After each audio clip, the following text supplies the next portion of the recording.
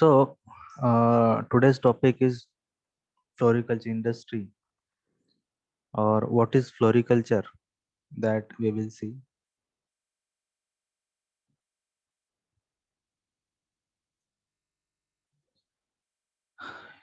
India is bestowed with several agroclimatic zones conducive for production of sensitive and delicate floriculture products.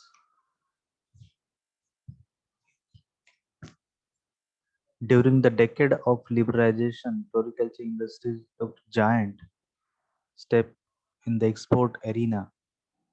This era has seen a dynamic shift from sustenance production to commercial production.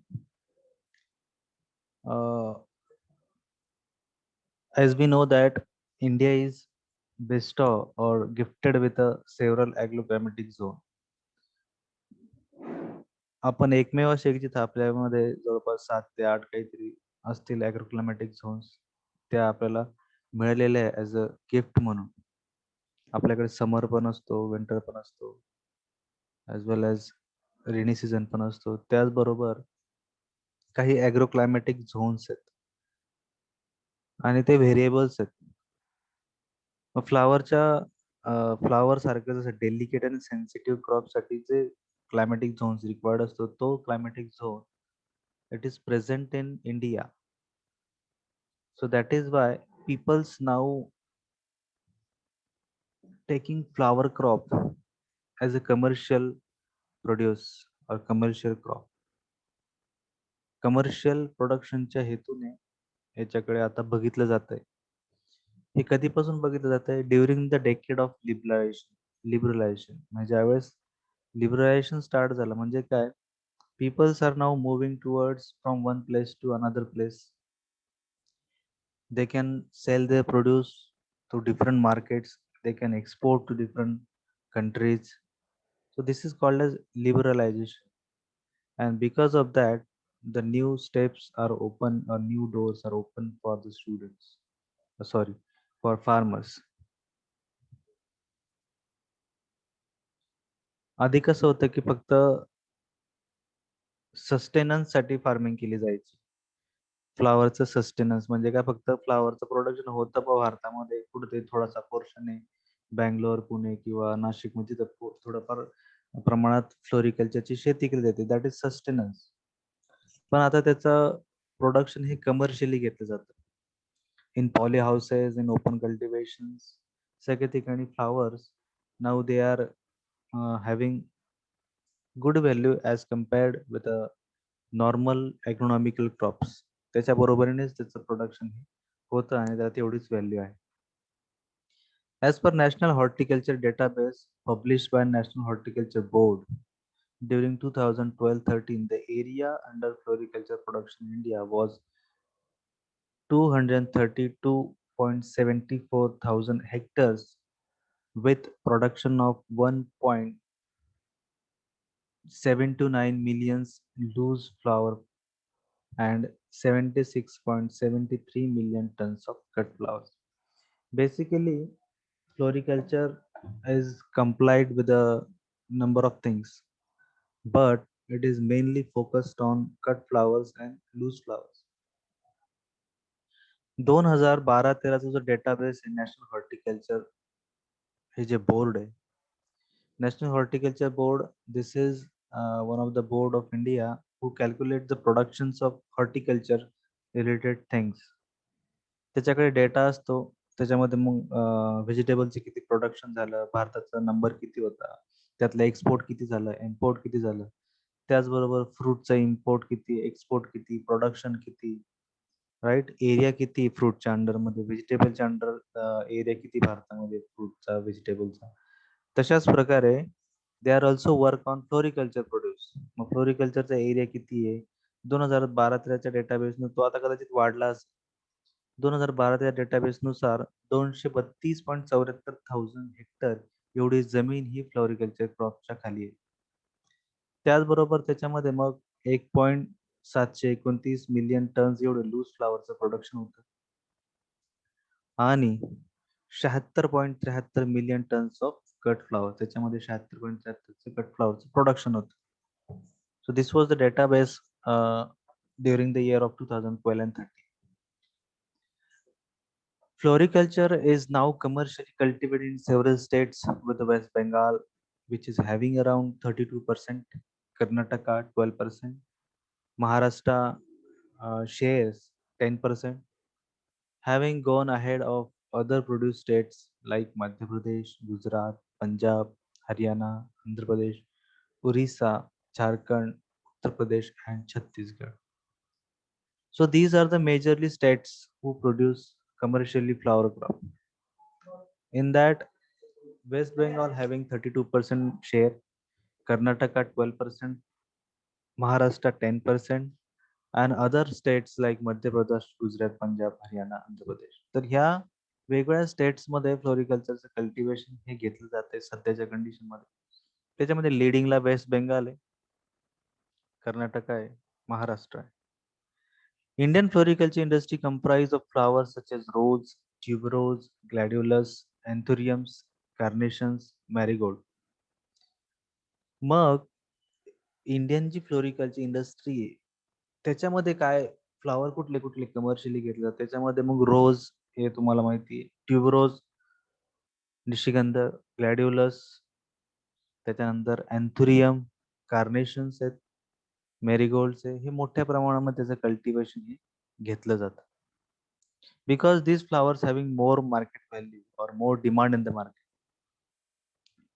Cultivation is undertaken in both open farm conditions as well as state of the art poly and greenhouses.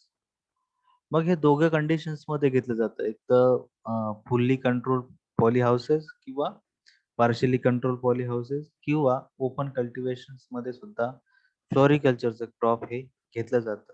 It is required desired environment, not that much amount of temperature, जिथं mild temperature आहे, moderate temperature आहे किंवा थोडासा cooler area आहे त्या ठिकाणी floriculture crops हे घेतले जातात किंवा विंटरमध्ये याची फार्मिंग केली जाते किंवा त्याचं जास्त डिमांड हे विंटरमध्ये असते. India's total export of floriculture was 455.90 crores in 2013-14.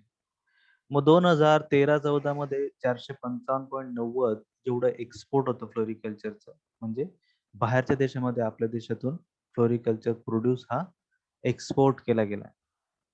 The major importing countries were United States, Netherlands, Germany, United Kingdom, United Arab Emirates, Japan and Canada. मग ते कोणत्या कुठल्या कंट्रीमध्ये आपण पाठवलेलं आहे त्याच्यामध्ये मग युनायटेड स्टेट्स म्हणजे अमेरिका असेल, नेदरलँड असेल. नेदरलँडला सगळ्यात मोठी फ्लॉवर ऑक्शन मार्केट आहे. जसं भारतामध्ये आपण बघतो की फ्रूटसाठी, व्हेजिटेबलसाठी ऑक्शन मार्केट असते. In the same way that Netherland is having biggest flower market that is called as Aalsmeer. नेदरलँडमध्ये अलासमीरमध्ये फ्लॉवरची ऑक्शन मार्केट आहे. ठीक आहे. नंतर Germany, United Kingdom, United Arab Emirates, Japan आणि कॅनडा इथं सुद्धा फ्लॉवरचं इम्पोर्ट केलं गेलं from the India. There are more than 300 export oriented units in India. मग एक्सपोर्ट करण्यासाठी काहीतरी युनिट असलं पाहिजे. जसं नाशिकमध्ये सह्याद्री ॲग्रो हे एक्सपोर्ट युनिट आहे द्राक्षांसाठी. The same way there are about 300 export oriented units develop झाले भारतामध्ये, की त्याच्या थ्रू नॉर्मल फार्मर त्या एक्सपोर्ट युनिटला जाऊन आपला माल विकतो आणि तिथून ते अदर कंट्रीज मध्ये इम्पोर्ट केले जातात. More than 50% of floriculture units are based in Karnataka. मग जवळपास 50% जे फ्लोरिकल्चर युनिट्स आहे they are based in Karnataka. ते कर्नाटकामध्ये बघायला मिळतात. आंध्र प्रदेश अँड तमिळनाडू म्हणजे जो साऊथचा जो पार्ट आहे it is a best of with the floriculture department. तिकडं फ्लोरिकल्चर डिपार्टमेंट चांगल्यापैकी डेव्हलप झालं आहे. तिथं 50% म्हणजे जवळपास 150 युनिट्स आहेत तिकडं कर्नाटक, आंध्र प्रदेश आणि तामिळनाडूमध्ये. मग महाराष्ट्रात जे काही फ्लोरिकल्चर शेती केली जाते तर बऱ्यापैकी जे फार्मर्स आहेत they send their produce to Karnataka, Bangalore किंवा तमिळनाडूला ते आपलं प्रोड्यूस हे पाठवत असते. With the technical collaboration from foreign companies, the Indian floriculture industry poised to increase its share in the world trade. There is having some collaborations with the other companies. In foreign countries, there is major farmer produce market as well as auction market, and there are some companies are there who work for floriculture produce or who buy the floriculture produce, and because of that there is collaboration with this company from Indian companies किंवा Indian floriculture industry त्याची collaboration असतं आणि त्याच्यामध्ये world trade जो आहे तो increase होतोय. India has also been exporting fruits and vegetable seeds, and export during 13-14 stood at 410.53 crores. Pakistan, United States, Bangladesh, Netherlands, Italy, and Thailand were the major markets of Indian fruits and vegetable seeds. Likewise, floriculture trade, India also export fruits and vegetables. In 2013 database, we have export near about 410.53 crores. And in that, we export our fruit and vegetable produce to Pakistan, United States, Bangladesh, Netherlands, Italy, and Thailand. Government of India has identified floriculture as a sunrise industry and accorded it 100% export oriented status. So nowadays, government is also focusing on providing some subsidies, providing some units to the farmers for export orientation किंवा एक्सपोर्टच्या दृष्टीने facility provide करण्यासाठी government is also taking some efforts. Owing to steady increase in demand of flower, floriculture has become one of the important commercial trade.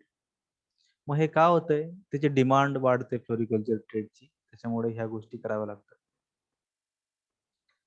Hence, commercial floriculture has emerged as a high-tech activity taking place under controlled climatic conditions inside greenhouse.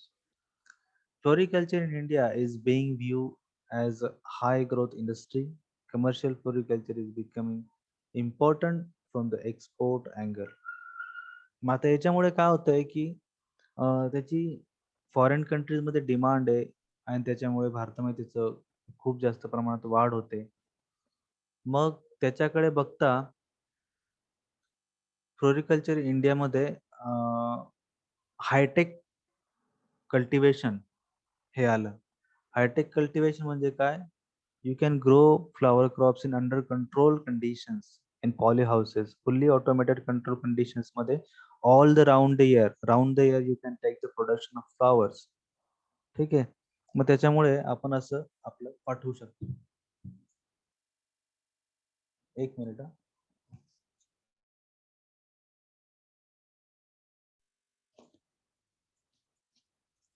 The liberalization of industrial and trade policies paved the way for development of export-oriented production of cut flowers. मग लिबरलायझेशनमुळे काय झालं की industry आणि त्याच्या policy यांना एक मार्ग मिळत गेला. एक्सपोर्ट ओरिएंटेड त्यांच्या पॉलिसी चेंज होत गेल्या जेणेकरून farmers are easily export their produce किंवा त्या इंडस्ट्री सुद्धा इझिली एक्सपोर्ट करू शकत होत्या. The new seed policies had already made it feasible to import planting material of international varieties. मग जी नवीन सीड पॉलिसी होती की जेणेकरून ज्याच्यामध्ये तिकडचं पण सीड मटेरियल इकडं आपण आणू शकतो भारतामध्ये किंवा भारतातलं सीड मटेरियल आपण तिकडे घेऊन जाऊ शकतो जेणेकरून त्या पॉलिसीमुळे नवीन नवीन फ्लॉवरच्या व्हरायटी इंटरनॅशनल व्हरायटी किंवा इंटरनॅशनल फ्लॉवरिंग मटेरियल हे भारतामध्ये हे यायला लागले. It has been found that the commercial floriculture has higher potential per unit area than most of the field crops and is therefore a lucrative business. Indian floriculture industry has been shifting from traditional flowers to cut flowers for export purpose. मग आता काय झालेलं आहे सध्याच्या कंडिशनला दुसऱ्या field क्रॉपची जर compare केलं तर याची हायर पोटेन्शियल आहे फ्लोरिकल्चर ट्रेडची आणि पर युनिट एरियामध्ये जास्तीत जास्त प्रोडक्शन तुम्हाला मिळतं आणि बिझनेस होतो.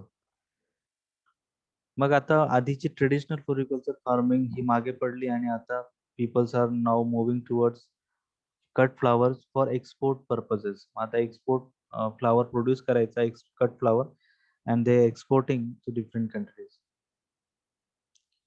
The liberalized economy has been an impetus to Indian entrepreneurs for establishing export-oriented floriculture units under controlled climatic conditions. मग वेगवेगळ्या प्रकारचे फ्लोरिकल्चर युनिट्स डेव्हलप केले की जे ज्याच्यामध्ये क्लायमॅटिक कंडिशन्स या कंट्रोल असलेल्या असतील.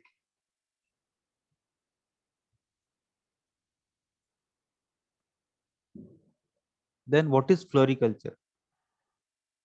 From the 15 minutes we are discussing about the floriculture industry, their production, their area, what is their present conditions. But before that, we must know what is floriculture. Floriculture or flower farming is a discipline of horticulture concerned with the cultivation of flowering and ornamental plants for garden and for floristry, comprising the floral industry. The development via plant breeding of new varieties is as a major occupation of floriculturist.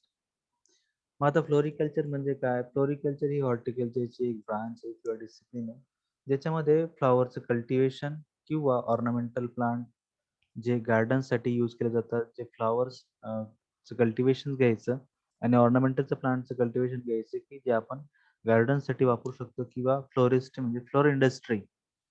फ्लोरिस्ट्री म्हणजे flower इंडस्ट्रीमध्ये आपण त्याचं import export करू शकतो. आणि जो फ्लोरिकल्चरिस्ट असतो हू study the flower, त्याला म्हणायचं फ्लोरिकल्चरिस्ट.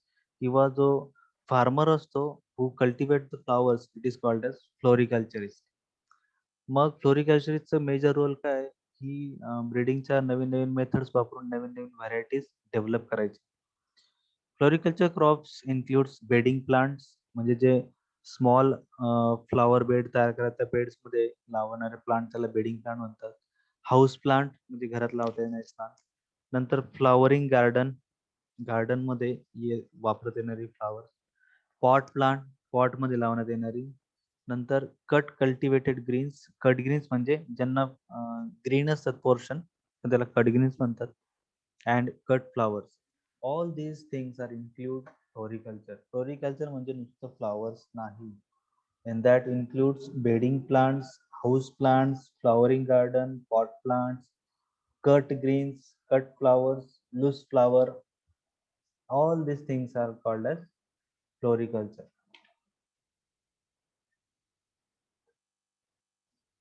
मग फ्लोरिकल्चर मध्ये मी जसं सांगितलं की कुठल्या कुठल्या गोष्टी येतात, त्याच्यामध्ये कट फ्लावर येतात, पॉट प्लांट येतात, कट फोलेज येतात, सीड्स येतात. म्हणजे वेगवेगळ्या फ्लावरचे सीड आपण बाहेरून आणतो किंवा आपल्या देशातून बाहेर देशात दिले जातात. बल्ब्स जे प्लांटिंग मटेरियल असतं, जसं निशिगंध असेल, ग्रॅड्युलस असेल, that is propagated through the bulbs, that is also comes under floriculture. Tubers असतील, rooted cuttings असतील, आणि dried flowers and leaves, म्हणजे dry leaves.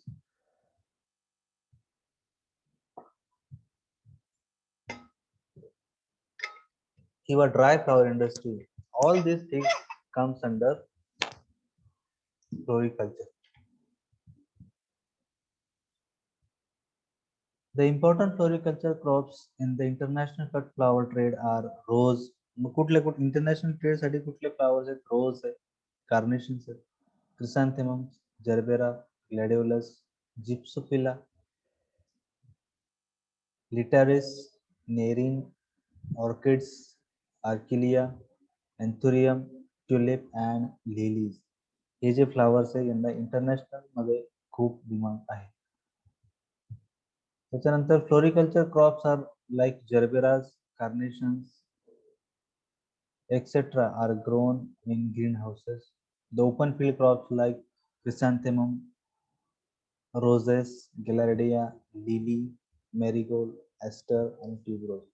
तर हे फील्ड क्रॉप मध्ये घेतले जातात, बाकीचे ग्रीन हाऊस मध्ये घेतले जातात. आणि वरती आपण बघितले कुठल्या फ्लावरला इंटरनॅशनल ट्रेड मध्ये डिमांड. एरियाज ऑफ कल्टिवेशन मग कुठे कुठे घेतलं जातं? महाराष्ट्रामध्ये फ्लावर क्रॉप घेतलं जातं, Karnataka, Andhra Pradesh, Haryana, Tamil Nadu, Rajasthan, West Bengal emerge as a major floriculture center. About 2 decades back or so, the floriculture was just pastime of rich people and hobby of flower crop. मग आधीच्या काळात काय होतं की फ्लॉवर म्हटलं की अमॅच्युअर हौशी लोक किंवा रिच पीपल ते टेक फ्लोरिकल्चर क्रॉप्स और इन देअर गार्डन्स और around their homes or bungalow or just for pastime or hobby of flower lovers. But now it has opened a new vista in agribusiness, that is commercial floriculture. With the increase in buying capacity of people, the flower lovers have also now started buying them for markets to beautify their homes as well as to adore some one day love simply because they don't have time to enough space to grow flowers. Particularly in urban areas and in metropolitan city, flowers it has seems the most wanted items in any social occasions of conveying one status and aesthetic sense. तर अशा प्रकारे फ्लॉवरचं वेगवेगळ्या ठिकाणी use केला जातोय म्हणजे कुठलेही functions असेल सिटीज मध्ये असेल मेट्रोपॉलिटन सिटीमध्ये फ्लॉवरचे इम्पॉर्टन्स हे खूप जास्त आहे. Flower is now so indispensable that one may cancel his her birthday celebrations or Yama may postpone the date of dying person in case flowers are not available at the time. So it is just a funny statement. Flower आता एवढे महत्वाचे झाले की जर एखाद्याचा birthday असेल तर तो बर्थडे कॅन्सल करेल जर फ्लॉवर नसतील तर अँड इन सम केसेस यम जर घ्यायला आला असेल तुला मेलेल्या माणसाला मरणाऱ्या माणसाला आणि तिथं फ्लॉवर नसेल तर कदाचित यम सुद्धा ते पोस्टपोन करेल की त्या माणसाला घेऊन जाईल. No nuptial is performed of a warm welcome cannot be offered to VIPs in the public functions without bouquet. Bouquetचा वापर केला जातो. Flowers are indispensable. All these no doubt have set flower business on top here. One may wonder the global market on flower is at present carrying business worth 2000 crore US dollar. India also having business of worth to 80 crores in her domestic market. तर अशा प्रकारचं market हे वाढतच चाललंय फ्लॉवरचं. 1992-93 मध्ये 280 करोडचं domestic market होतं, आता तेच कुठे गेलं असं. Indian Council of Agriculture Research ICR conduct a survey of assessment on the possibilities of cut flower trade in India during 1960-62. An important conclusion was that an internal sale of rupees 9.26 crore per flower weighing 10,460 tons grow in area of 4,000 hectares. मग 1960-61च्या Indian council of agriculture रिसर्चच्या सर्वेनुसार जवळपास internal shell झाला होता तो 9.26 करोडचा, ज्याचं वजन होतं जवळपास 10,760 टन आणि त्याला ग्रो केलं होतं 4,000 हेक्टर एरियामध्ये. म्हणजे 4,000 हेक्टर एरियामध्ये 10.460 टनचा फ्लोरिकल्चर ट्रेड हा प्रोड्यूस केला आणि त्याचं मार्केट खाल्ली होती जवळपास 9.26 करोड विच वॉज इंटरनल म्हणजे भारतातली. हा डाटा आहे 1960-62. तर अशा प्रकारे फ्लॉवरचं हे महत्व वाढतच चाललंय. अशा प्रकारची इंडस्ट्री ही ग्रोथ होते. These are industry attach with जसं मी आपण आधीच बघितलं होते की this is a multi face industry, ज्याच्यामध्ये floriculture associate with the gardener are associate with the nursery अजून त्यांचं इम्पोर्ट एक्सपोर्टचं असोसिएशन असतं. त्याचबरोबर बोनसाय झाले, ड्राय फ्लॉवर इंडस्ट्री, ह्या सगळ्या इंडस्ट्री एकमेकांशी या रिलेटेड असतात. त्याच्यामुळे फ्लोरिकल्चर इंडस्ट्री ही इन्क्रीज होते. मग there are some areas state wise areas दिले की कोणत्या एरियामध्ये किती फ्लॉवरचं क्षेत्र आहे. कर्नाटकामध्ये 19,161, तामिळनाडूमध्ये 14,194 hectare, waste Bengal 12,285, Andhra Pradesh 5,933, Maharashtra 3,356 hectare, Rajasthan 1,985, Delhi 1,878, Haryana 1,540, Madhya Pradesh 1,270, Uttar Pradesh 1,000 आणि दुसऱ्या सगळीकडे अदर ठिकाणी 2,166. टोटल जर काउंट केलं तर it will having 64,768 hectares area under floriculture industry भारतामध्ये. So this is all about the floriculture industry. त्याच्यामध्ये आपण बघितले की फ्लोरिकल्चर इंडस्ट्री काय काय टप्पे येतात फ्लोरिकल्चर इंडस्ट्रीमध्ये. Floriculture industry is not only study of flowers. त्याच्यामध्ये जवळपास आपण बघितले की किती किती गोष्टी या फ्लोरिकल्चर मध्ये येतात. कट फ्लावर्स असतील, लूज फ्लावर्स असतील, पॉटेड प्लांट असतील, कट फोलिएज असतात, सीड असतात, बल्ब्स असतात, ट्युबर्स असतात, रूटेड कटिंग्स असतात, ड्राईड फ्लॉवर्स असतात, leaves असतात. All these things are included in floriculture industry, and now it is day by day it is increasing. It is having more demand in the foreign countries, आणि आपला export share येतो सुद्धा floriculture इंडस्ट्रीमध्ये हा वाढतच चाललाय. Okay, so here we finish about our topic, that is floriculture industry, their importance and their status, present status काय आहे. ठीक आहे. You can have the data on National Horticulture Board website. तुम्ही NHB नावाची वेबसाईट वरती जर Google वरती गेलं तर you can see presently what are the numbers of floriculture in India, किंवा एक्सपोर्ट आपला किती काय किती, तर तो ती वेबसाईट तुम्ही प्रत्येकाने व्हिजिट करायची. आणि त्याच्या ज्या फिगर्स आहेत सध्याच्या 2011-12 किंवा 15 पर्यंतच्या फिगर्स असतील, त्या फिगर्स तुम्हाला ह्या एक्झाम्स मध्ये ऍड करायचे की 2015च्या डेटानुसार किती प्रोडक्शन आहे, किंवा 2000 आत्ता करंटच्या जर असेल तर त्या वेबसाईटवर प्रेझेंट. जो करंटचा क्लोजली रिलेटेड असेल आपल्या, तर ती डेटा तुमच्याकडे हा त्या वेबसाईट वरून तुम्हाला कलेक्ट करायचा आहे. ठीक आहे.